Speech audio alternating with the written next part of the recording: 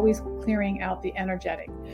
And again, just for your audience, if they don't know, energy medicine works from the outside in, right? And everything starts in your outer aura field, in your outer fields, and they work their way into the body. So by the time it gets into the body, it's pretty established. But if you can clear it from the outer layers and before it works into the physical, then it doesn't turn into the physical issue.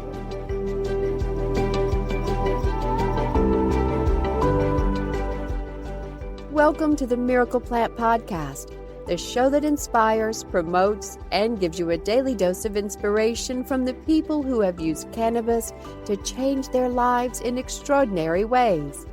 Here's your host, Justin Benton. Welcome back to the Miracle Plant Podcast, where we discuss this miracle plant with so many names and how it's helping people in so many extraordinary ways.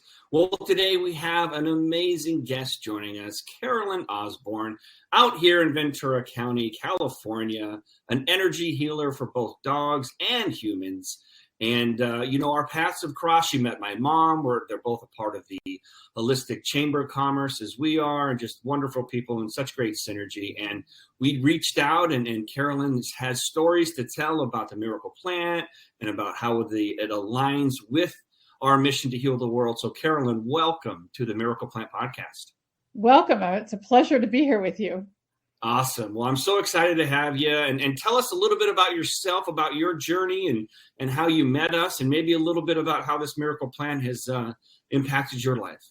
Well, I met your mother through the Holistic Chamber of Commerce, where we're both members. And so I've had a couple opportunities to talk and connect with her. And she mentioned to me about your podcast and offered it out there. So I thought, okay, let's go. Let's do this. And she's, I guess I'm just telling you, she's quite a powerhouse and she really knows her stuff. And it's great to see her out there helping so many people with cannabis and everything like that out there. So, and let's see, I am an energy medicine practitioner, energy intuitive. I work with people and animals. And I have had the experience of now working with using those products, your cannabis products, for our dog. We had an older dog, and just giving him comfort and helping him as he was aging, and just helping him with his back. And it just kind of helped him calm down and helped his whole overall comfort level for that. My husband uses it for sleeping at night. And I use it occasionally, and he wouldn't do without it. So he's very, very positive of that. And I've used it occasionally topically for my own injuries and different things like that, just to help. And it's really made a difference. So I've used this in many different ways. And all I can say is I'm so glad to have it back in the health field, where it can really be a benefit to so many people for so many different reasons. Yeah, what's crazy is I was just, in Jack Herrera's book, The Emperor Wears No Clothes, he really details how the cannabis plant, and that's why we say it goes by so many names, hemp, cannabis, the list goes on and on.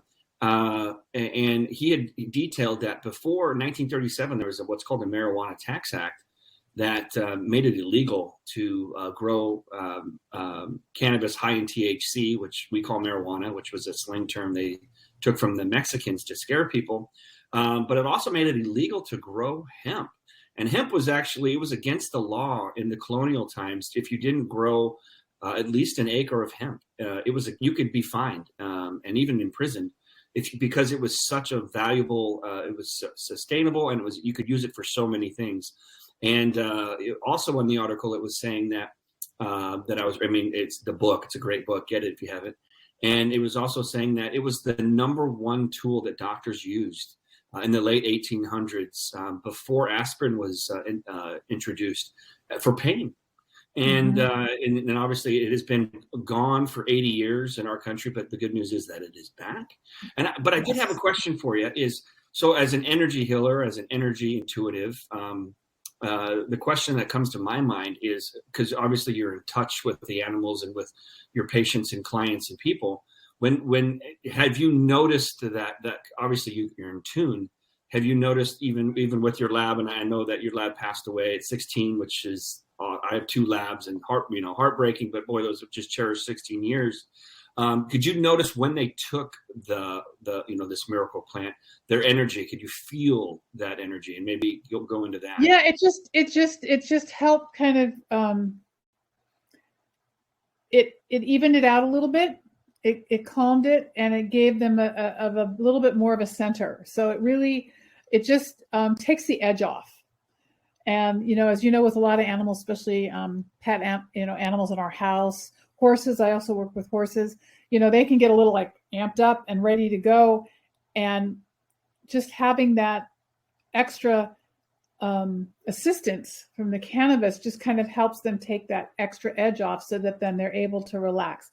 It helps their nervous system. I do a lot with the nervous system in the energy work, and getting that reset and recalm back down, so that then the body can heal. It can do what it needs to do when you're coming from a place of centeredness and calmness, as opposed to always being something's happening, that on alert fight or flight mode, which is a big part of what keeps us from healing and feeling better. So the cannabis is a real good tool, a physical tool to support the energy work in helping with that in the nervous system. Absolutely. Well, and so as far as your experience with cannabis, had you before you would come across us, had you heard of raw cannabis before, or had you used it previously in your business and in your way of helping people to heal? It was just sort of starting. I've been hearing about it in different places, and there are, of course, several different markets and different places that are doing it now.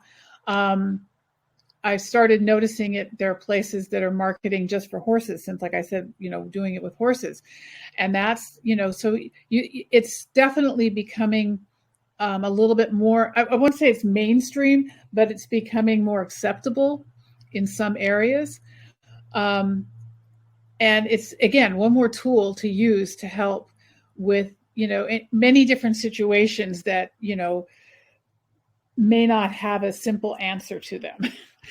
So Absolutely. It's a good place to start. Do you work with like holistic vets or in association, or do you kind of refer people back and forth, or what's been your experience with vets and cannabis and what you do? Because obviously you have to probably, work with more of an open-minded vet. I know there's holistic. Yeah. There are certain vets that just have nothing to do with this whole thing.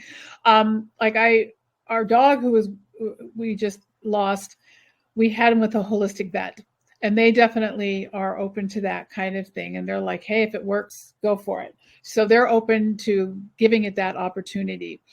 I don't know as they are themselves at the point where they're sort of promoting it, but I don't think they're not dismissing it, shall we say. And probably over time, as it gets more there's better track record and things are happening, that will give them one more tool that they can start to use as well. And then just for my business, I'm dealing with strictly energy medicine. So I am the proponent of working. Energy medicine is great for a lot of things, but it's also a good complement to standard veterinary or regular healthcare and other tools. So that's where the cannabis is a great tool to add into it, because it supports the body physically. You can do a lot energetically, but you also then have to support it on the physical level. And so by having these different layers of working with it makes the treatment that much stronger, because you're getting it on the physical level. So I've had several of my pet clients ask me, should I be using cannabis? And I'm like, yes, definitely. If it's helping, by all means, it's going to only support the work I'm doing. And it's, like I say, it's all complementary, and they all work together. And I think that's such an important piece that people don't realize. It's not one or the other. It's not just cannabis. It's not just your regular doctor. It's not just energy medicine. It's all of these things married together is where you can get the best results, because you're working on all levels. I mean, I work on physical, emotional, mental, spiritual level. And I think all of those layers are what supports the healing at its best. If you're working on all levels, if you're only working on one, you're missing the opportunity of addressing those other layers. What do you treat most often? What do you find yourself most commonly helping? It varies. There's a lot. I do a lot of emotional trauma, especially with animals, that have, a lot that have been adopted or, new owners. They're coming from stressful situations or traumatic situations.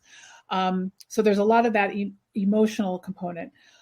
Also, the animals are big mirrors of their people. So the animals are very often reflecting issues going in their person. So it could be, again, physical or emotional.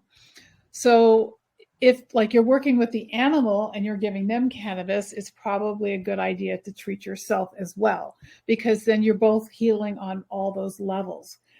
So, and then the issues range. There's a lot of, like I said, a lot of anxiety, a lot of stress, trauma, digestive issues. I get the occasional pancreatitis, different things, just physical issues that pop up. So it varies.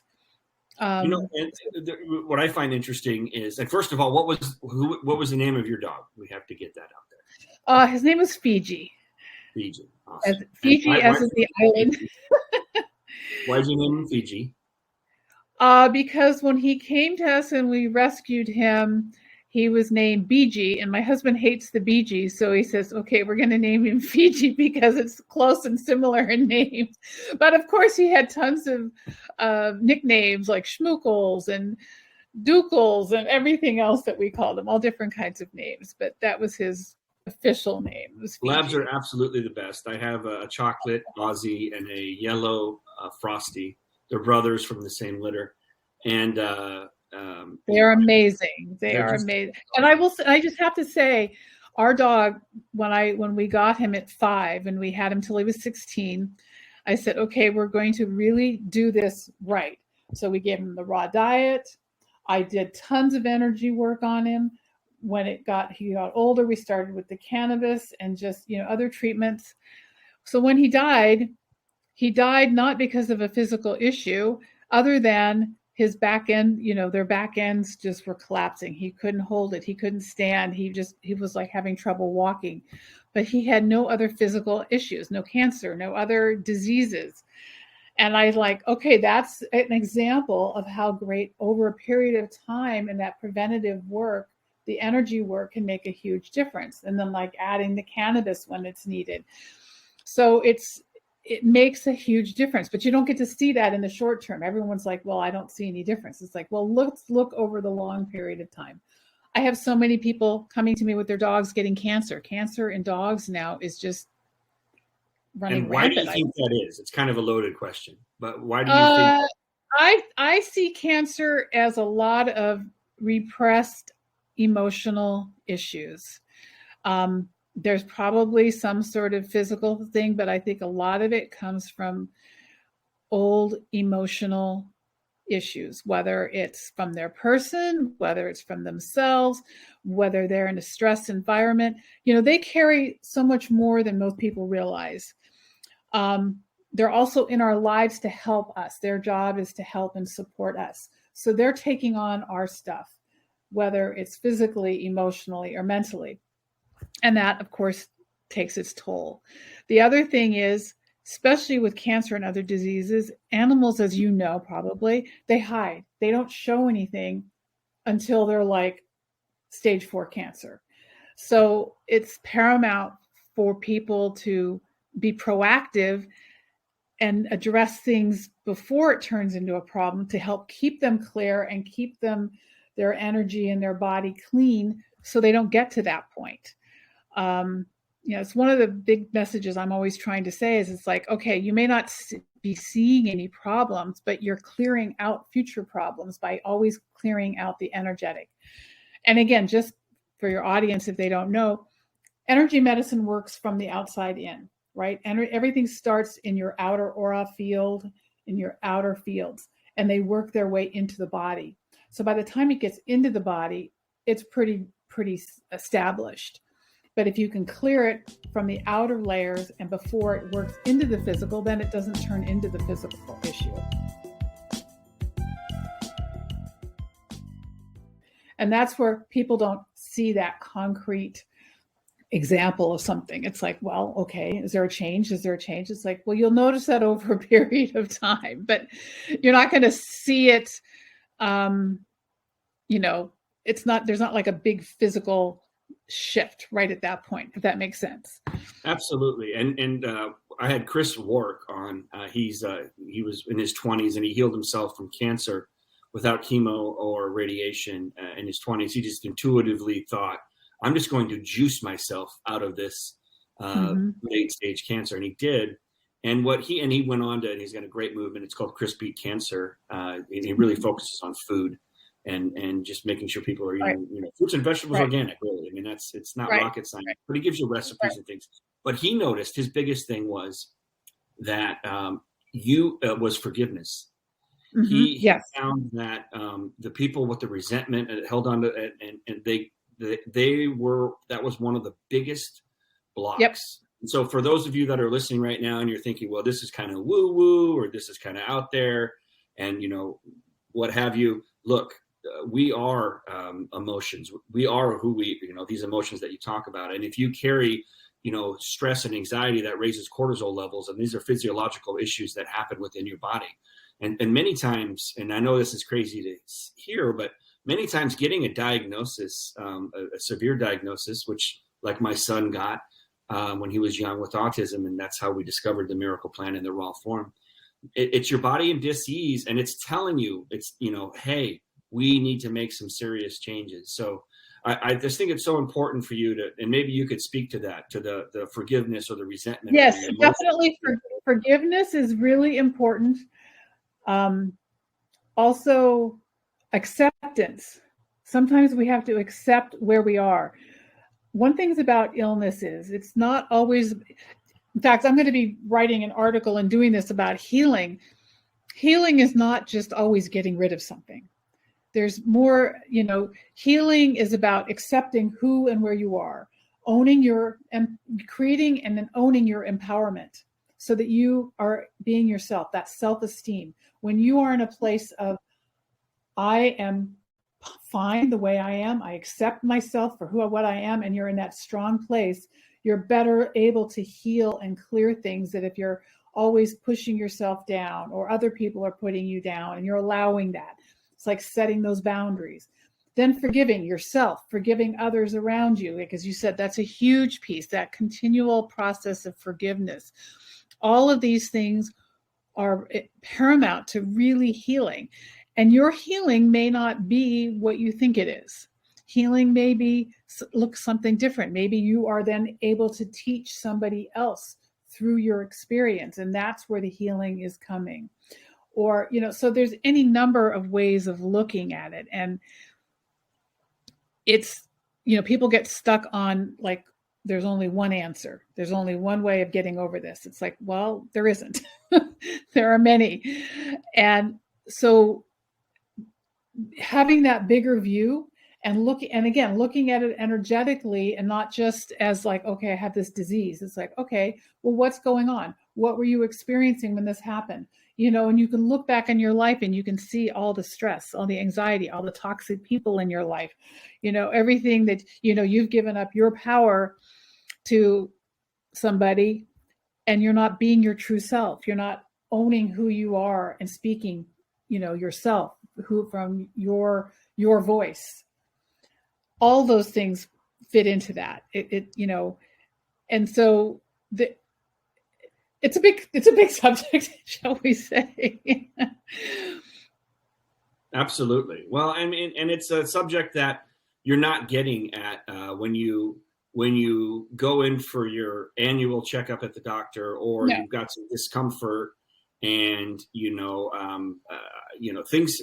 It's funny to me. Earlier, you said you said something along the lines of more research or studies, and that's a talking point that Big Pharma's pushed. But it's the crazy thing is this plant, and that it goes hand in hand with what you're doing.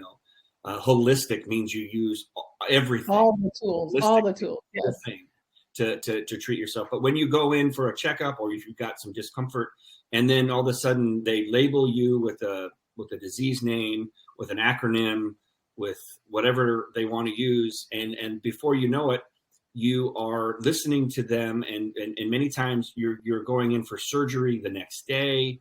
You're getting put on these medications that are, you want to talk about things that haven't been proven. There's medical journals dating back to the 8,000 years using cannabis as a human, right, species, whereas this drug that they're putting you on has only been available for public consumption through the FDA for 18 months. And right, with no understanding of long-term, no understanding of really how it's going to treat you. And so it's just unfortunate that because I believe, and I've talked about this before, and I'll let you comment on it, because, there was a time in the early 1900s and mid 1900s when the family doctor could come visit, and he'd have this leather bag, and he'd come out to the farm, and he'd see you and your dog and your right, family and know your family history. And we just have this, I believe we have this intuitive, innate trust in doctors, and they must know. And we want to give the responsibility over to somebody else who must know. They studied longer. They've seen more than we have. They're smarter than we are. And so we go to the hospital, and we just have this built-in programming that this person who may see, 35 patients in a day is going to be able to look at my symptoms, look at my blood work, and just make a decision with, scratching out something on a prescription pad. So maybe I'll just kind of throw that at you and let you know what you think about all that. yes, no, I mean, as I was saying before, there are times and places when, going to the doctor, very often just getting a diagnosis is really important. If you can get a diagnosis of what is going on, because sometimes that's tricky, but they have the tools, and they can very often, help you figure out, okay, at least what is going on. But then take that and say, okay, first of all, what does this mean? What is it? Why is this here? And this is my life, and looking at it from those other perspectives, and getting help from different sources. Now, I also do some medical intuitive reading, and one of the important things that I can say is sometimes you do need to go to a doctor, and sometimes that is the medication you need to take, and sometimes that is important. So it's all relative, but you don't want to just abdicate all of your gut and your opinions for what someone else is telling you. You want to run it by yourself and say, okay, does that feel right to me? Does that feel really important to me? It's okay to question. It's okay to ask these things. It's okay to try other things in conjunction. I mean, I'm always telling, especially my animal clients, it's like, if you feel like something is off, if you feel like there's something not right in your animal, then there probably is. Follow that instinct. Find out what it is. If you go to your vet and they say nothing's wrong, then it's like, okay, then you're dealing with something emotional. Maybe you're dealing with a past life. Maybe you're dealing with, other circumstances. But you want to figure out what that is, because that is what is impacting your animal, and probably you as well. Like I say, it goes with both. So you want to do that research and find out and get as much information as you can, and trust what your gut is telling you, because we know more than we realize. I'm sure you're aware of that.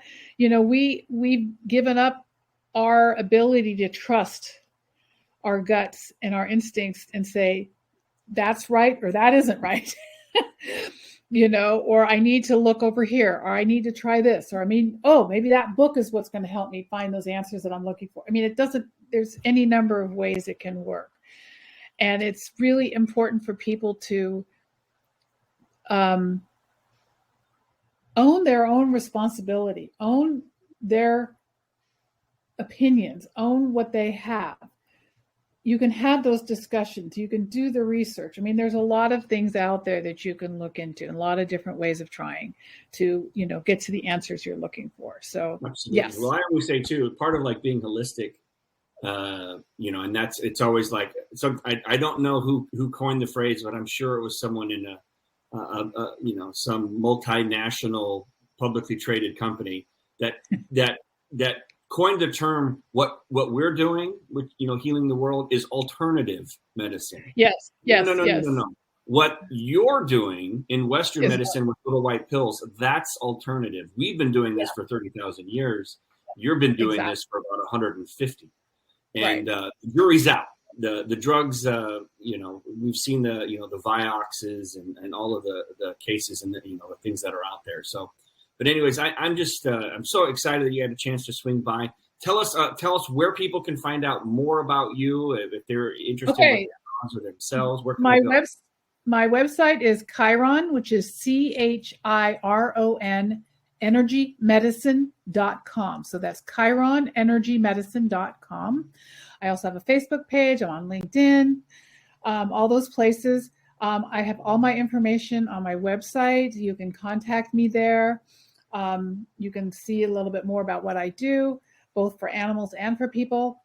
And and I always do I have a free consultation, 20-minute consultation. So people can always sign up for that. If they have any questions, they want to talk to me and ask, I can help them.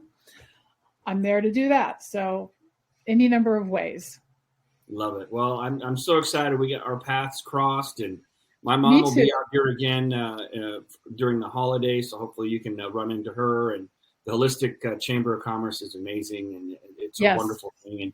And like we were saying, like if you get a diagnosis through your blood work, then okay, that's the diagnosis. You can believe the diagnosis. I say never believe the prognosis, because no one can judge your determinedness, your support group, your soul, your spirit, your relationship, with the higher power, and the diagnosis is the diagnosis. And so just like if you got into a fender bender with somebody, you wouldn't just take your car to the first place and say, yeah, fix it for $18,000. You'd go get estimates and you'd go get opinions from other experts.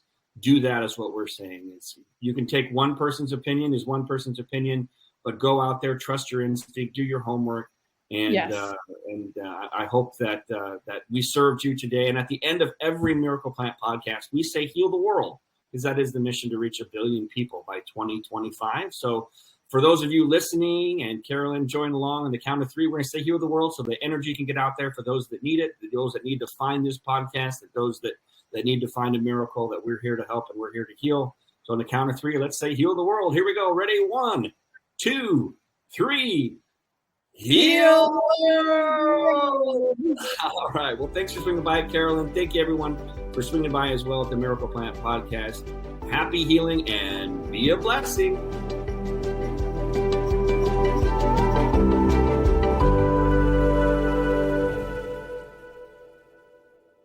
Thanks for listening to today's show. To check out more great cannabis podcasts, go to PodConx.com. Here's a preview of one of our other shows. Hi, y'all. I'm Jo, host of Casually Baked, the podcast. If you're curious to explore the highly responsible side of cannabis, farming, and legalization, I'm here to help lighten the stigma and build your canna confidence. Download episodes now of Casually Baked, the podcast, wherever you listen to podcasts. And journey with me through the evolving cannabis culture and discover how and why people like you are adding cannabis to their wellness toolkit. It's time to get casually baked.